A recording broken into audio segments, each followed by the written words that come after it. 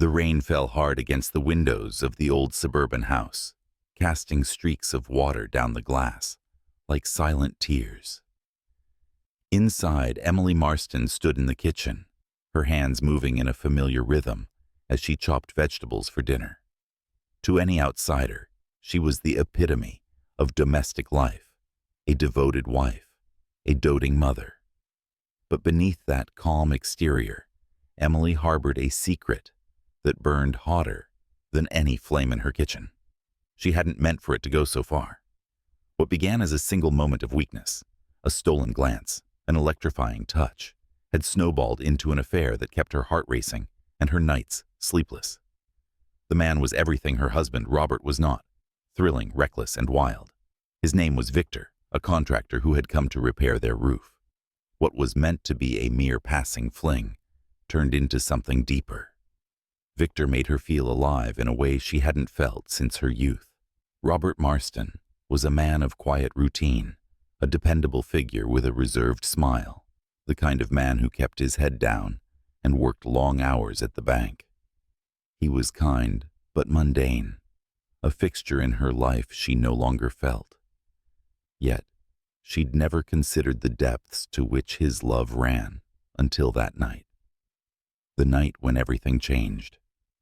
Robert noticed the changes in her, the way she hummed to herself, smiled a little too often at her phone, and stayed out for errands that seemed to grow longer each week.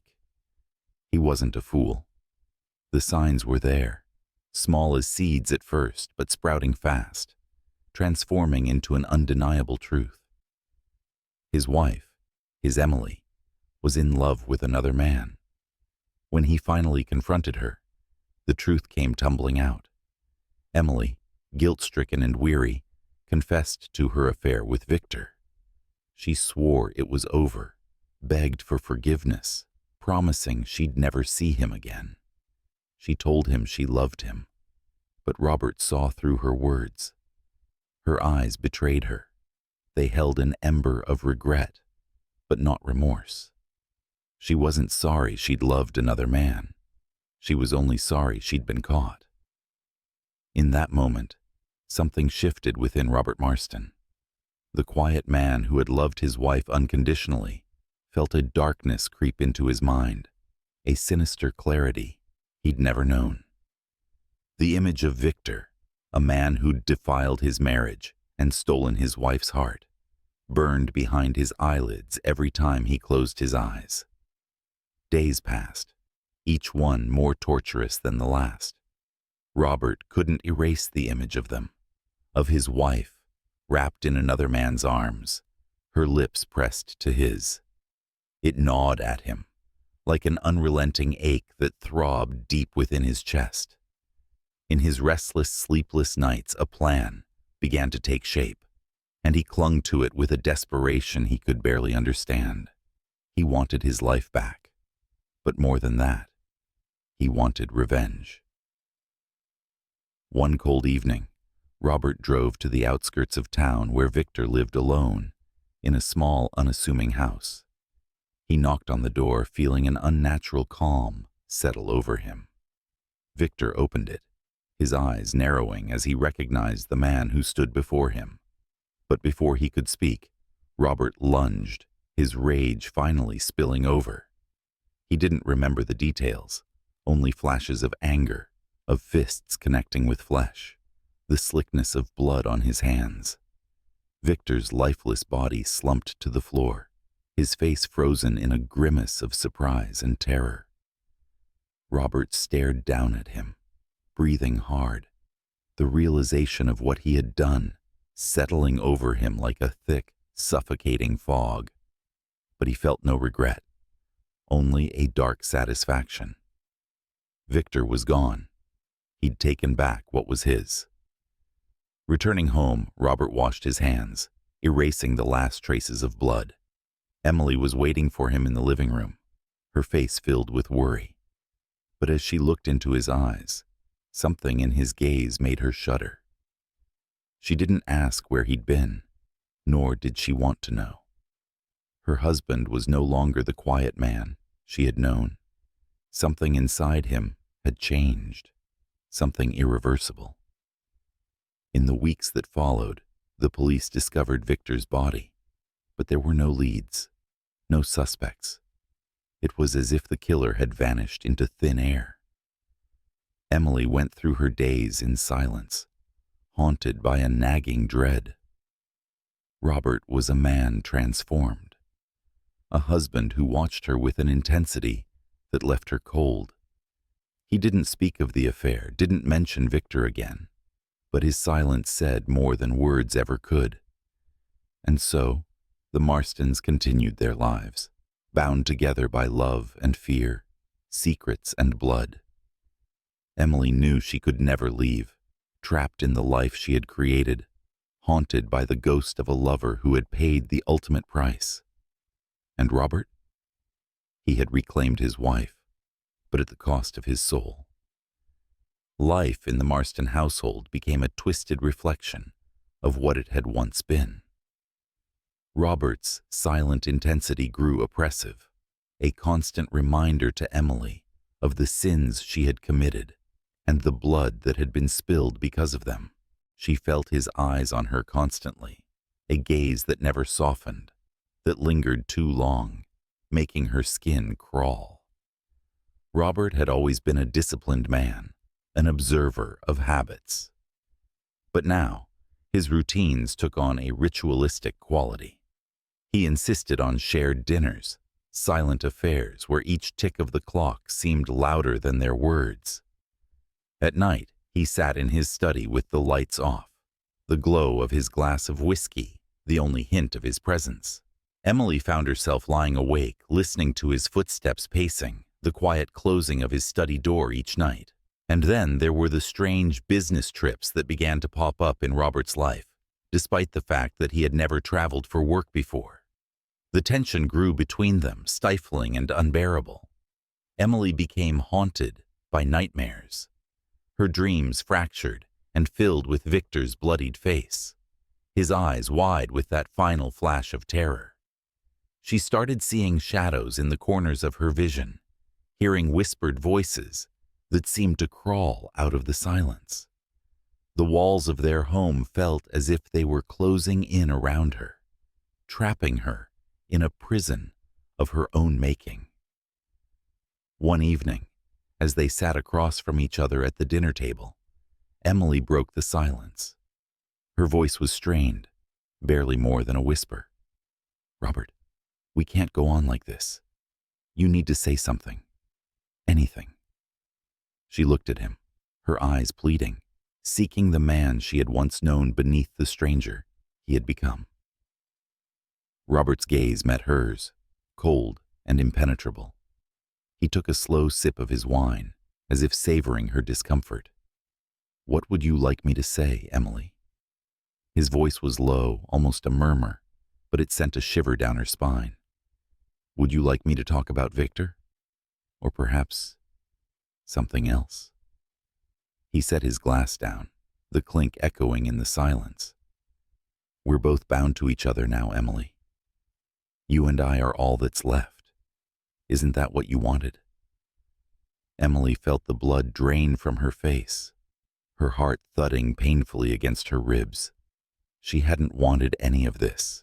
She had wanted to feel alive, but now she felt more trapped than ever. Desperation took hold of her, a frantic urge to escape the darkness that had crept into her life. A week later, she made a decision. She could no longer endure Robert's presence, nor could she live with the memories that haunted every corner of their house. She decided to leave.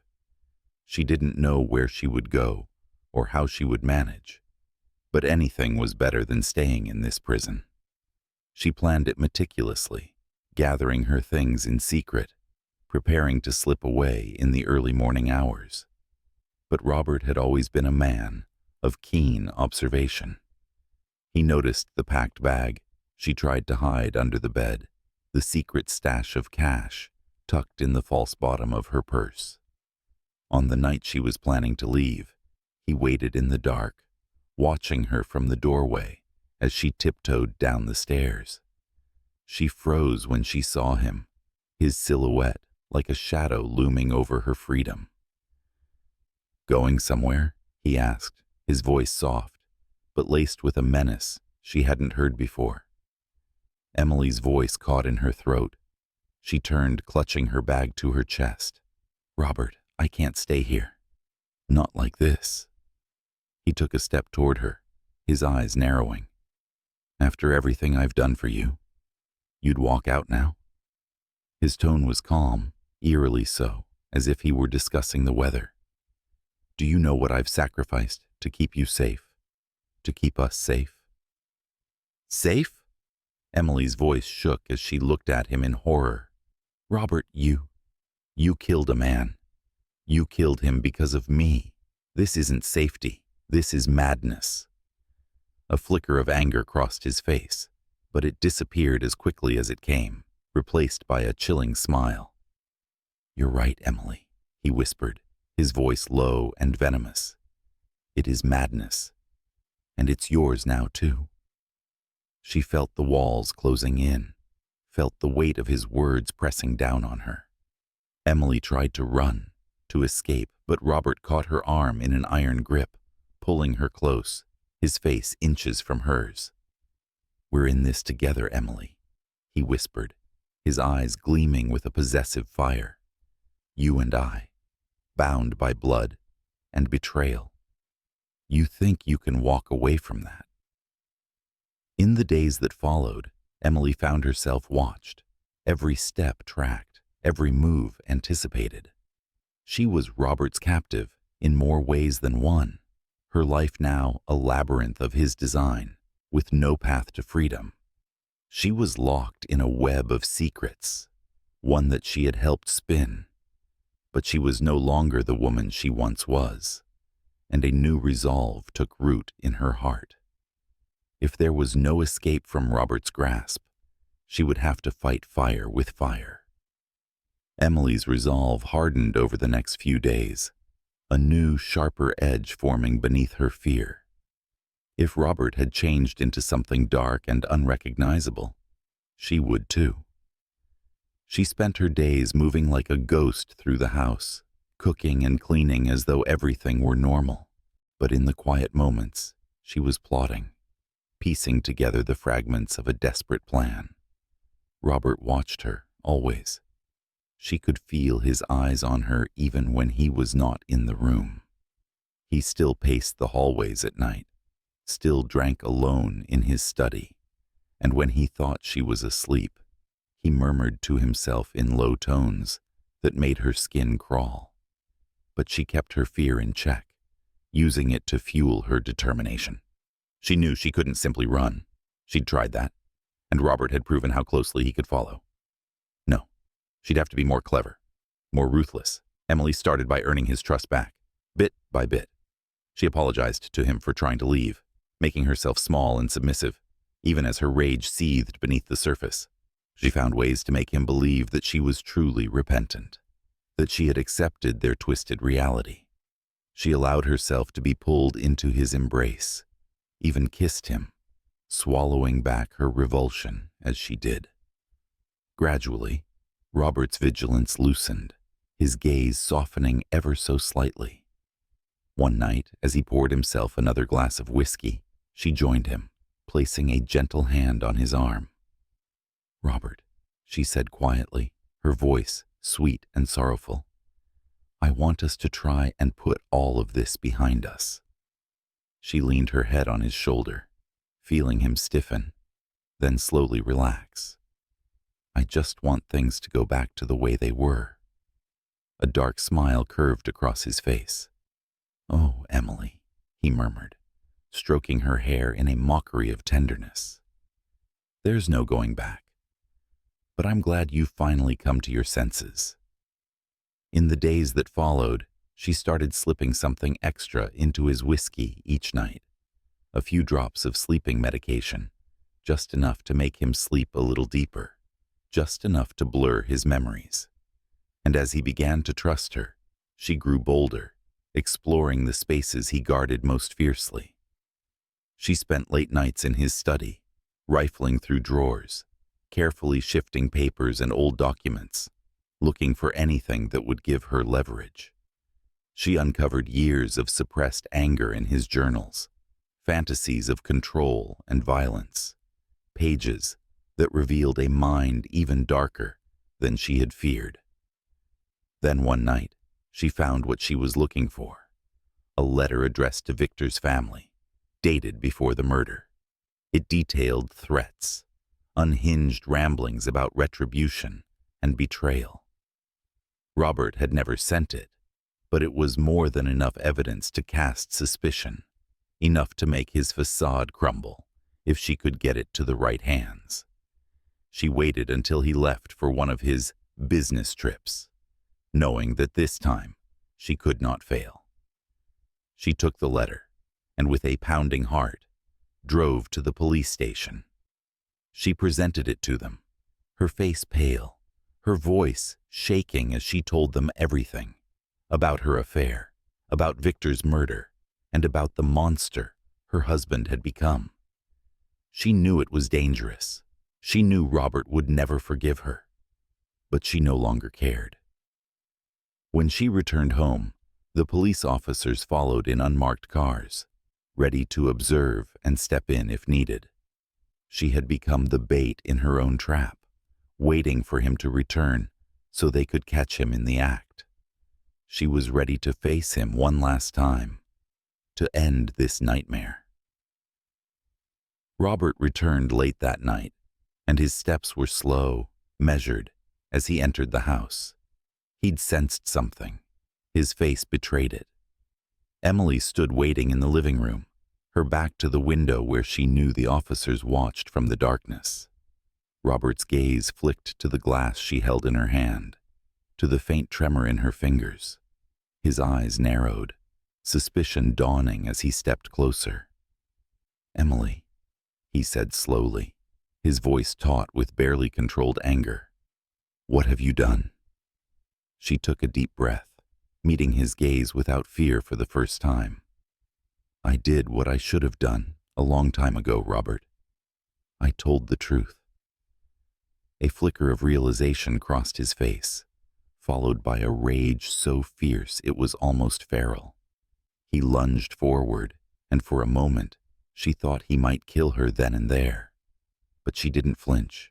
She stood her ground, even as his hands gripped her arms with bruising force. "You betrayed me," he hissed, his face twisted in fury. "After everything I did for you, you betrayed me." But before he could do anything more, the front door burst open, and the police swarmed in, pulling him away from her. Robert fought them, screaming her name, his voice a maddened roar as they forced him to the ground and cuffed his hands. She watched as they dragged him out, his eyes locked on hers, filled with fury and something that looked like heartbreak. As the officers led him away, she felt an overwhelming sense of relief. The weight of fear lifted, replaced by a strange calm. She was free, truly free. Yet, even as she stood there, Emily knew she would never fully escape the shadows of what had happened. She had survived, yes, but she'd been irrevocably changed. The darkness Robert had stirred in her still lingered, a reminder of the person she'd become to escape him. But as she looked out at the flashing lights and watched the police car disappear into the night, she knew that was a burden she would carry alone, and she would carry it gladly, so long as Robert Marston would never haunt her life again. Emily's relief was profound, but short-lived. As the days wore on, the calm she'd hoped for began to feel hollow, frayed at the edges. The police kept her updated, and she learned that Robert had been uncooperative, refusing to admit guilt or disclose any details about Victor's murder. Instead, he played the victim, insisting that Emily had manipulated him, that she had been the mastermind behind the events that led to Victor's death. His accusations left the police uneasy, and Emily quickly became aware of the suspicious glances cast in her direction.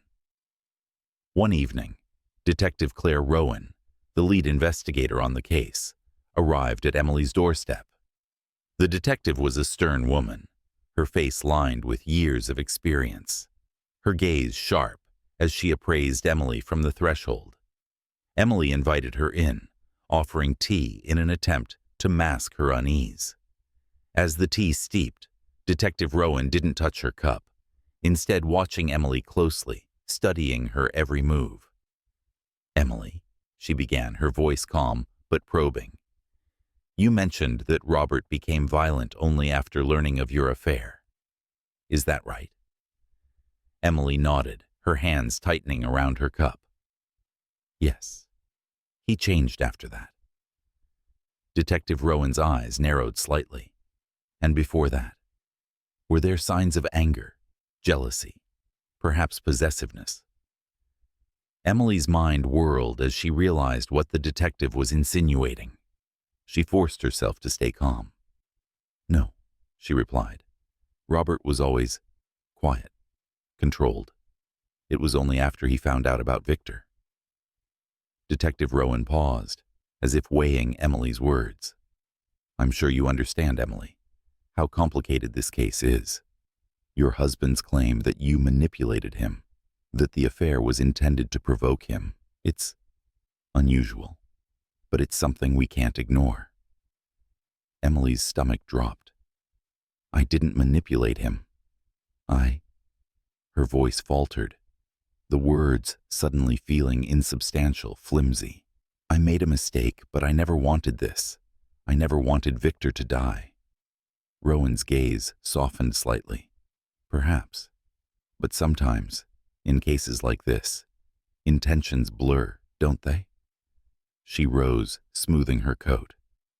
"Thank you for your time, Emily. We may have more questions soon." As the detective left, Emily felt her grip on reality begin to loosen.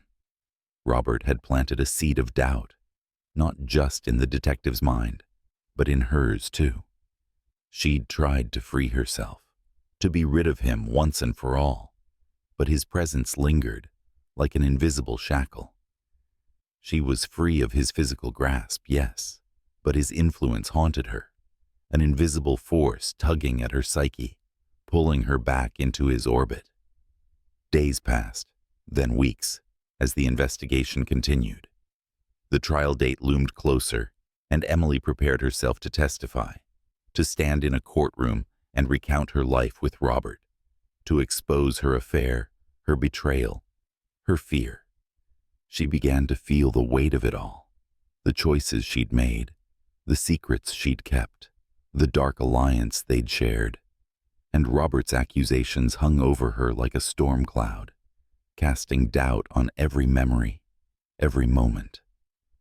Then, on the eve of the trial, a letter arrived in her mailbox. The handwriting was familiar, and her hands shook as she opened it. Inside was a single sheet of paper, with a message written in Robert's neat, precise hand. "Emily, you can't escape me. Whatever you think you've gained, remember, I know the truth, and I'll make sure everyone else does too. Our story isn't over. Not yet." A cold dread washed over her as she realized that he was still manipulating her, even from behind bars. This wasn't just a threat. It was a promise that Robert would haunt her for as long as she lived. He knew her vulnerabilities, her darkest thoughts, and he intended to wield them like weapons. She could testify against him, try to move on, but Robert had ensured that she would forever be tainted by the shadows he had cast over her life. The trial was grueling. Emily endured hours of questioning, her own affair dissected and used as ammunition against her character. She watched as Robert sat impassive, his gaze fixed on her with a chilling calm, a subtle smile playing on his lips whenever she faltered. He offered no defense for the murder, no remorse. He simply allowed his lawyers to imply that Emily had driven him to the brink, that her own guilt was as heavy as his. It was as if he were laying a trap, waiting to see how far she would go to deny her own darkness. In the end, the court found him guilty, but the victory felt hollow. Robert was sentenced to life, and Emily knew she would never have to see him again. Yet, as she left the courtroom, her steps felt heavy, her soul bruised. The press swarmed her, hungry for a glimpse of the woman whose scandal had ended in murder, whose life had spiraled into something stranger than fiction. Her face was on every headline, her name a whispered rumor in the hallways of her quiet town. As she returned to her empty house, she couldn't shake the feeling that Robert's shadow still clung to her, a dark stain on her conscience. His letter sat on her kitchen table, his words looping endlessly through her mind. "You can't escape me." Over the following months, Emily tried to rebuild her life. She repainted the walls, replaced the furniture, stripped the house of every trace of Robert's presence. But at night, she was haunted by nightmares, visions of his face, of his voice whispering accusations in her ear, of Victor's blood on her hands. She became jumpy, always looking over her shoulder, as though Robert might be lurking around every corner. His power over her was no longer physical but psychological, a poison that seeped into her mind and lingered. Finally, one stormy night, she made her decision. She gathered every letter, every photo, every reminder of him, and took them to the backyard. She poured lighter fluid over the pile and struck a match, watching as the flames licked hungrily at the remnants of her former life. She stood there in the rain, watching until every trace of him was gone, until the fire had reduced his memory to ashes. But even as the flames died down, a chill settled over her, as though he were still watching, waiting for her to stumble. She knew Robert's hold on her psyche might never fully release, that his presence would haunt her in the spaces between dreams and reality. But she had faced him, outlived him in a way, and she took a fragile solace in that. As she turned to go back inside, a sense of finality washed over her. Robert Marston would remain a shadow, but he was a shadow she would confront, one she would learn to live with. In that moment, she understood the weight of her choices, the darkness she had accepted to survive. She was forever changed, yes, but she was free. And in the silence of her empty home, Emily took her first breath of true, unyielding freedom. The weeks following the bonfire brought Emily a tentative peace. She returned to a quieter routine, slowly filling her days with mundane tasks that felt grounding. Tending to a small garden, learning to cook new recipes, even volunteering at a nearby shelter. The simple, steady rhythm of life helped her reclaim pieces of herself, fragments that Robert had stolen, scattered, and left in ruin. But, as anyone who has endured trauma understands, healing is never a straight path. There were moments, small flashes of memory, tiny fractures in her otherwise calm exterior, that would catch her off guard. She would sometimes still hear his voice echo in her mind, mocking and accusing, or see his face in her dreams, contorted in rage or twisted into that final chilling smile. The feeling of his hold on her was something that came in waves, sometimes faint, sometimes suffocating. Yet, as each day passed, she grew stronger, her resolve hardening like steel. One evening, a storm raged outside, mirroring the night she had burned his letters. Emily sat by the window, watching the rain hammer against the glass. Thunder rumbled, and in its low, distant echo, she thought she heard his voice. She closed her eyes, fighting the fear rising in her chest, and reminded herself that he was gone. His threats, his presence, all of it had ended the day he was taken away. He was nothing more than a memory, and she was the one who had survived. But as the storm reached its peak, a sudden noise broke her thoughts, a light knock at the front door. Emily's heart stuttered. a cold chill spreading through her as she approached. She hesitated, her hand hovering over the handle, 1,000 horrific possibilities flooding her mind. Finally, she opened the door. There, standing on the porch, was Detective Claire Rowan, her face etched with concern and fatigue. "Emily," she said, her voice gentle but urgent, "I need to speak with you." Emily invited her in, her mind racing as the detective removed her rain-soaked coat and sat at the kitchen table. Without preamble, Claire looked directly into Emily's eyes, her expression grave. "Robert, he's gone." Emily froze. For a moment, her mind struggled to understand. "Gone?" she whispered, her voice a mix of disbelief and terror. What do you mean?" Claire sighed, running a hand through her damp hair. "He escaped from prison 3 nights ago. We suspect he's headed this way, though we're still gathering leads. I wanted you to hear it from me, and I want you to stay somewhere safe, somewhere he can't reach you." Emily's heart pounded, a sickening dread twisting her stomach. She knew Robert better than anyone, knew that his escape wasn't a random act, but part of a plan he'd carefully crafted. He wouldn't rest until he had her in his grasp again. The walls she had so painstakingly built around her freedom now seemed as fragile as glass. "No," she said, shaking her head. "I'm not running. I'm done running from him." Detective Rowan frowned. "Emily, he's dangerous. You don't have to prove anything by staying here." Emily's gaze hardened. "This isn't about proving anything, Detective. It's about ending this once and for all." The detective studied her, seeming to understand the determination in her eyes. After a long pause, Claire nodded. "Then we'll be here to help. We'll have officers stationed outside. He won't get within a mile of you." The hours ticked by, each one bringing her closer to the inevitable confrontation. As dawn approached, Emily felt a strange calm settle over her, a quiet certainty that no matter what happened, she would be ready. She was no longer the fearful woman who had fallen into Robert's web.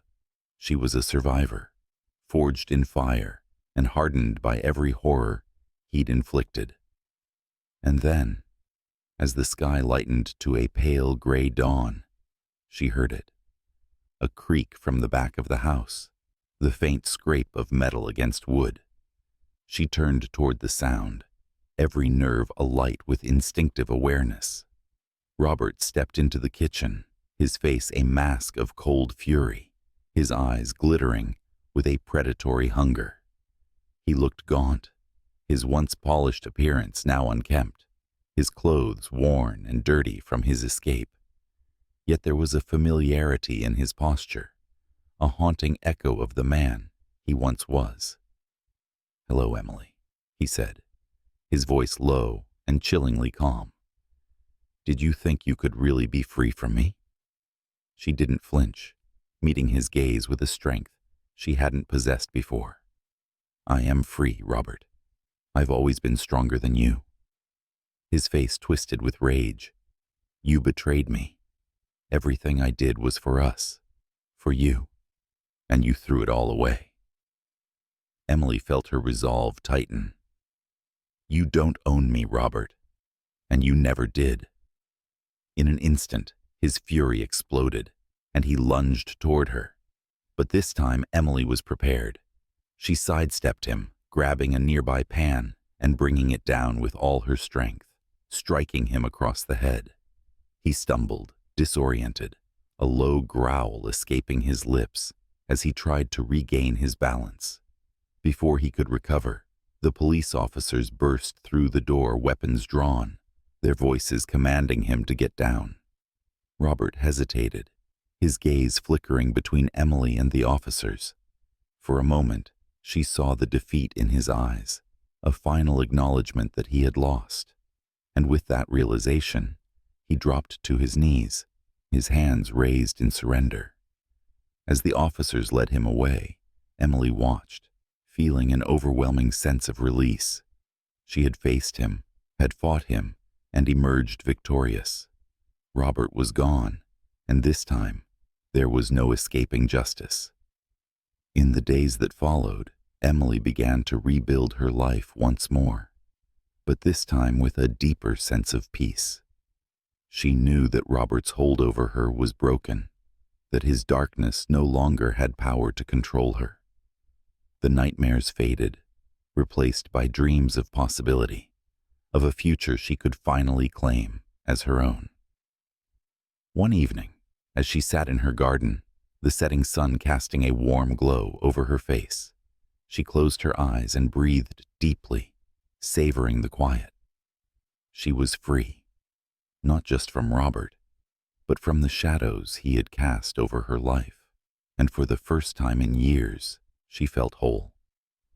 Emily Marston had faced the darkness and emerged, not unscathed, but unbroken.